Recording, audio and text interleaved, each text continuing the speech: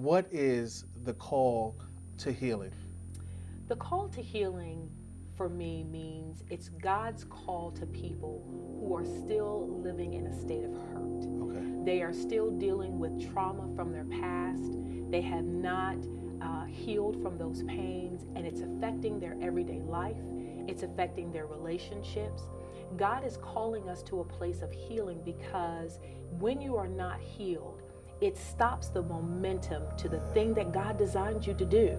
We all have a destiny. We all have things that God has destined us to do to affect not only ourselves, but the rest of the world.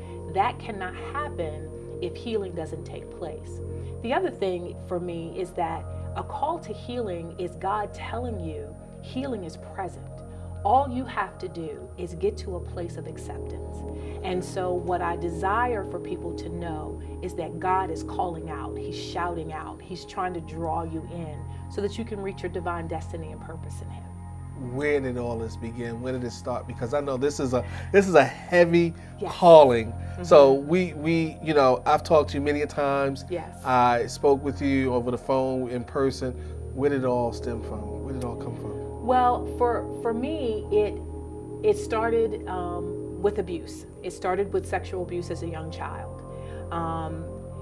I was abused as a young person, and it really affected my life. It affected my life in a great way. It affected my development. It affected my self-esteem. It affected every relationship that I had in every area and aspect of my life, all the way to adulthood. When I accepted Christ, I began a journey because I knew that God had something He wanted me to do. And it's always a feeling there. I mean, every believer that you talk to will say there was something going on. And so what God had me do was He had me to kind of deal with where I was and be real about it. Right.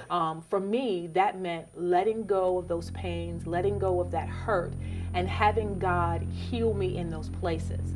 For me, as a young person, what I didn't realize as I was going through that journey was that there was a history of this abuse in my family. Oh, wow. Okay. And that was something that was very hard for me to deal with. It was very hard to understand that it happened to my mother. It had happened to other cousins. It had happened to different people, but there was a silence there. And let me take you back just a little bit. So, when my parents, when I finally broke my silence, Okay. and my parents found out, that I had been molested by my uncle, it was a strange time because, and this is why I say this, back then, Okay. you don't say anything. Wow. You just deal with it the best way you can. You sweep it underneath the You rug. sweep it underneath the rug. So as you survive, not heal, as you survive, you just kind of go on and go through the motions. When you raise your children, that mentality of raising your children comes into effect. So when something happens to them, your thought process is the same as it was for you back then. Oh, wow. You're just going to have to find a way to deal with it. Now, there is an expectancy on my part. I'm wondering, is my dad going to beat my uncle up, or is he, is someone going to say something to him? None of that happened. But my mother did say to me, the same thing happened to me. Now, with that being said, it answered a lot of questions for me about my mother, who was an alcoholic. Okay. That's how she dealt with her abuse, that she tried to drown it in the alcohol, but it didn't work. She survived it, but she never healed. How did you deal with it? For me, giving my life to Christ was the very first step. Okay. That was the very first step. Giving my life to Christ, but here's the other thing, not blaming God. That's a point that any survivor of sexual abuse has to get to, because we want someone to blame, because we don't want to feel like it's our fault. So not only being saved, but learning how to trust God. In order for me to trust God, I got to take the blame off of Him, because God is omnipotent. Okay. He's omnipresent. You were there. Why didn't you stop it? Why didn't you prevent this from happening? And what you have to realize is that choice is man's decision. That's not God's choice. Okay. That's a decision made by man. Moving forward in your life, Now you get married. Yes. Reggie has popped the question and said, Yes. will you marry me? How long have you been married? I've been married for 21 years. So let me ask you this. Now, when a man comes in your life and Reggie is like ready to sweep you off the carpet, Yes. what goes through your mind as to, will he accept me? Well, am I okay? Are you healed at that point? No, absolutely not. Absolutely not healed. Because as a victim of sexual abuse, you feel damaged. Okay. Your innocence is taken. There are things that are happening to you both emotionally and physically that you can't explain. You don't know what's happening. So there was a part of me that knew I loved him, but there was a part of me that didn't want him to see those scars, didn't want to see those broken places. I didn't want him to see the red clearance sticker, that I felt like I was. Yeah. Okay, I'm sorry. Yeah, and I tell the story to people, there's a popular store, but every store has a clearance aisle. Right. And when you go over to that clearance aisle, it doesn't matter what you're looking at. There is something wrong with one of those items. Okay. There's a leaf missing off the plant. There's a crack somewhere here. And so as survivors, internally, that's how we feel. But you learn different ways to adapt, and you learn different ways to cover and mask. But eventually, it does manifest itself. It manifests itself in anger. It manifests itself in defensiveness. It manifests itself in areas of intimacy. So I was not healed in the beginning. Okay. And eventually, I had to tell my husband what had happened to me. There was an incident where, we're just playing around. We're just joking. And, he's hugging me and grabbing on me. And I say, stop. And he's like, oh, no, I don't want to stop. I'm hugging you. And I say, stop. And he doesn't stop. And I absolutely lose it. And all of that rage that I really wanted to be transferred to my uncle was transferred now to, he's my husband at this point. And I began to go into detail about those areas in my life. And the amazing thing about God, when you really begin to trust him, he will bring someone into your life that will just completely blow your mind, because he stayed right there. He never left. And it didn't matter to him that I had that kind of experience in my past. I think from his perspective, what he wanted to do now was make sure he protected me from that point forward. Because, as I think about it, the last person you talked to was years ago, was with your mom. Mm-hmm. And you said that she just learned how to deal with it, cope with it. Mm-hmm. Now you moved on in your life, and you're now married, and you're explaining in detail to your husband. Yeah. Newlywed, and now he's not just saying sweep it underneath the carpet or let it go. He's actually sitting there saying, well, let's talk about it. Let's deal with it. Mm-hmm. Because now explain to me, in you all's conversation, as you all discussing it, did you feel sort of like a breaking or something what was happening? What was different now in this conversation than the one that you had years ago with your mom? What was so different? The difference was I was learning how to trust. Okay. I was learning how to trust another man. Okay. Which is something you have a difficult time doing. Wow. You don't trust the intentions of men. Mm-hmm. I had the same type of issues growing up, in high school and in college. My relationships didn't last. I never trust any good aspect of the relationship, but now I'm married. Okay. And so I started to learn how to trust my husband and trust his intentions. Wow. That's huge. Yeah. Trusting someone's intentions, because we don't trust your intentions. We're questioning those all the time, because we're never going to set ourselves up to get hurt again. So, as I began to talk to him about it, the other thing about it is this: it explains so much about who I was. It explains so much about why I reacted certain ways. And here's the other piece of it that's very important. It helped him know how to approach certain subjects. Even in intimacy, learn how to have a different approach there, so that we could continue to connect as husband and wife. Wow. And it was huge. And out of how many years later? Oh, 22 years later. 22 years later. And we are still together, and he is still the absolute love of my life. and he continues to learn more about me. But the beautiful thing, I think, is that he was part of my process and my journey, and he was there with me every step of the way. And that is something you don't foresee. Okay. That's not something you foresee. You don't think that you are worthy of that level or that type of love.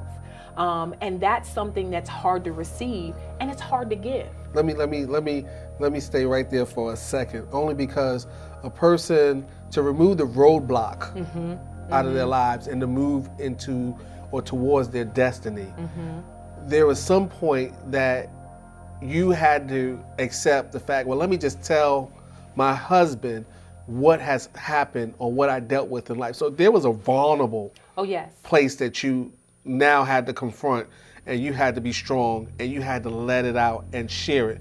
So to someone else, man or female, how do they move past this roadblock to move towards their destiny and to open up and then move where God has called them to be? How do they move towards this place of healing? You know, one of the biggest things that you have to do to move towards your destiny is make a choice. Okay.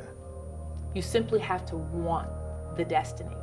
Now, it doesn't come without you making choices to show that soft underbelly, or learn how to trust, or knowing that forgiveness is not optional.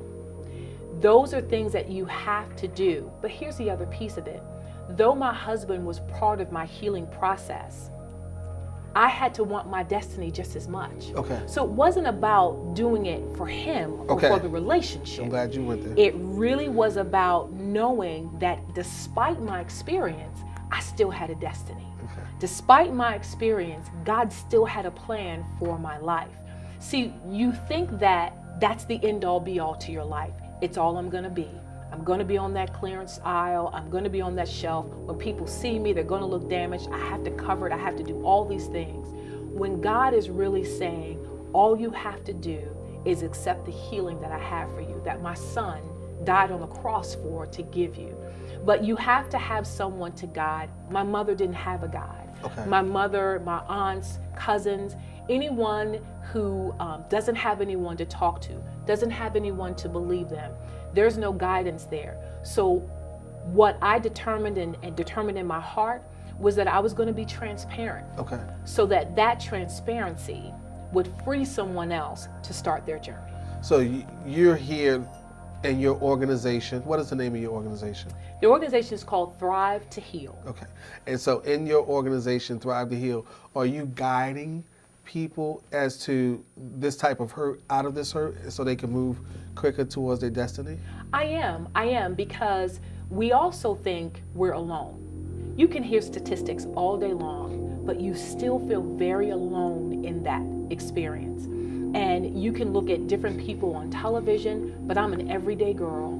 You know, I'm just like you.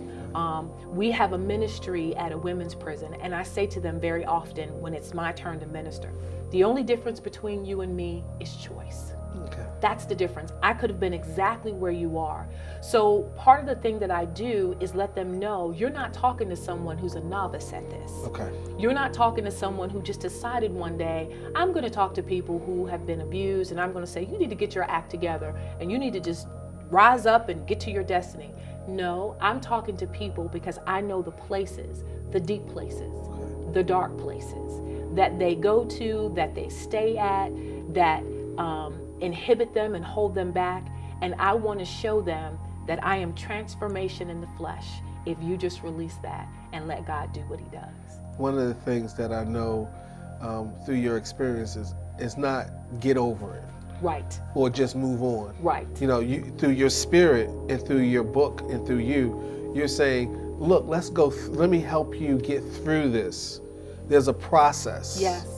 There's a process. Yes. And what resonates through you and through your spirit is joy and happiness. Oh, yes. It really resonates, because one of our mottos at Around Him Publishing is all about inspire people. And it comes from hurt people can hurt people. So if someone carrying that type of hurt and has not been healed, Absolutely. will continue to go on in life and hurt others as they come across them. They will. So in your organization, give us a step-by-step process of how do you work with individuals to move towards their destiny? So the first step for me is just your willingness. Okay. Your willingness to go through the process, because you'll cry, you'll get angry, you may yell and scream, but that is, again, the place where God can deal with where you are, because you've taken off the mask now. You know, there's no more hiding. You've gotten naked, and I need you to be willing to get naked so that you can be free, so that you can become all that God already destined you to be. But see, when you're going through the process of trying to cover and try to hide, you will even adapt to situations and places. I used to be able to be a chameleon. If I was around a certain group, that's what I adapted to. If I was around another type of group, that's what I adapted to. Anything that I thought would hide what I really was going through. So the first thing is make a choice and be willing to take the journey. The second thing is allowing me to be real with you where you are and you being honest with me. Everybody's experience is different. Someone may have a different experience from mine, and you know, mine lasted a couple of years. Someone could have gone through it for 5 years. At the end of the day, at the end of the journey, my hope and my prayer is that they learn how to trust God and that they learn how to understand that the experience hasn't defined them. The experience tends to make us think that that's who we are. It's not who you are. It's what happened. Oh, wow. There's a difference. Okay. And that's why I want people to understand, just because you have a corporate job, just because you go to work every day and you think you're the best soccer mom in the world, does not mean you are healed. There are still some places in your life where those hurts and those scars are being manifested. They're being manifested in your job evaluations. They're being manifested in your relationships with your children. They're being manifested in relationships with your husband, with your friends and your family, and nobody can figure you out. No one can put their finger on, why is she so defensive all the time? Wow. Or, you know, she just seems angry about everything. Okay. You can't talk to her about anything. All I said was, you know, that skirt is, you know, kind of tight. Everything becomes a trigger. And you allow that to then label you. You walk in that label. You walk in that label of being the angry person. I walked in a label of being the mean cousin. Okay. I walked in that label for a long time. I can't even see you being the mean cousin. You know, isn't that something? When people see me now, they go, really? Did someone say that about you? But you know what I did? I actually realized that that was a trick. Okay.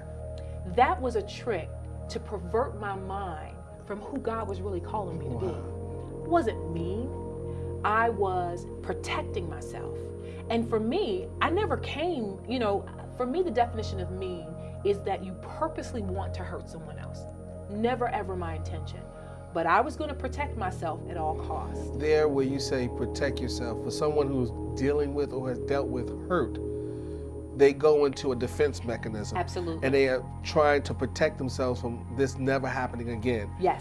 But what I'm listening to and hearing and reading from your book is you're showing someone and teaching someone how to trust again. Yes. You know, a lot of times, let's just be real about it. Before some people can really go and say, I trust God, they have to trust someone. Yes. And yes. we have to be an example and to be lead by an example to say, you can trust me, which then says to a person after they trust you, say, you know what? Just like you trusted me, you can trust God. You do. And then another thing that I hear, and you can elaborate on for us, not only is trust, but you're giving people their voice. Absolutely. That has been Absolutely. lost somewhere along the line. Absolutely. And that's important. It's important. It's important in so many different aspects that you learn how to trust and understand that that's part of the path to the destiny that God has for you. Wow. At that point, you said none of this was working. And then you just gave it all to God. I did. Walk us through that. You know, it's important for people to understand that I know in my heart that I could not have healed in and of myself. But accepting Christ is one step, big step, important step. But after that, you grow in your relationship with God and you continue to release those places of hurt and those scars to God. My salvation story is for me just a good indication or a wonderful indication of God being present even when I thought he wasn't. Because when you're when you're someone who has gone through molestation, the first thing you say is, "Oh, you want me to believe in God?" Let me ask you a personal question. I know I've asked you before, but I want the viewers to hear from your perspective. Through the process, through the hurt to the healing, you've gone to the family member and they told you to sweep it underneath the rug. You've gone to the therapist and all they did was accept your check and listen. Mm-hmm. Nothing came out of that. And you went to the church. But then somewhere along the line, you've made the decision and you said, I'm going to give it all to God. Right.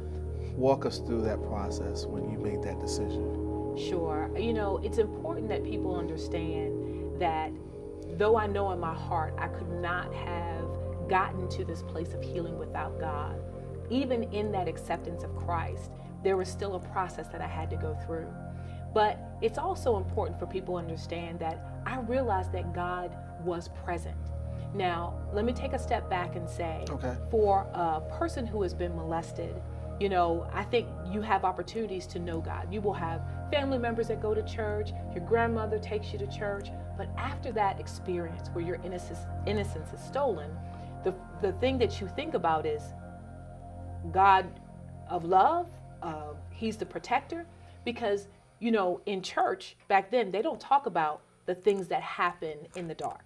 Okay. They don't talk about things that happen in the secret room. They put you in a position, they tell you, it'll be okay. You just, have to get over it. But I met a young man who was someone I thought I loved. But again, when your innocence is stolen, your idea of love is very twisted and perverted. You think that to give and receive love, you have to use your body. That's the way that you make people love you. So that's the kind of relationship that we had. But even in my decision to do that, God was present because his mother was an evangelist.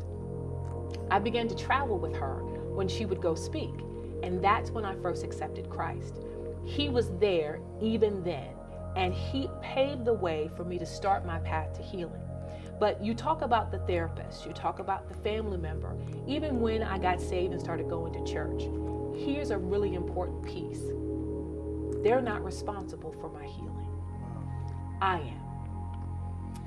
You want everyone else to do it. You don't want to have any part in it because why should you? I'm the victim. So, husband, you need to do everything to make sure I'm healed. Pastors, y'all the ones that are close to God, y'all do something to make sure I'm healed. We never take on the responsibility for our own healing. And that's hard for survivors to hear because that's not how we see it. I'm the victim. I need to be compensated by God, by the church, by the husband, whoever wants to be a part of my life, you're helping me to compensate. Survivors have to take responsibility for wanting the healing. Okay. It is our choice that starts that process.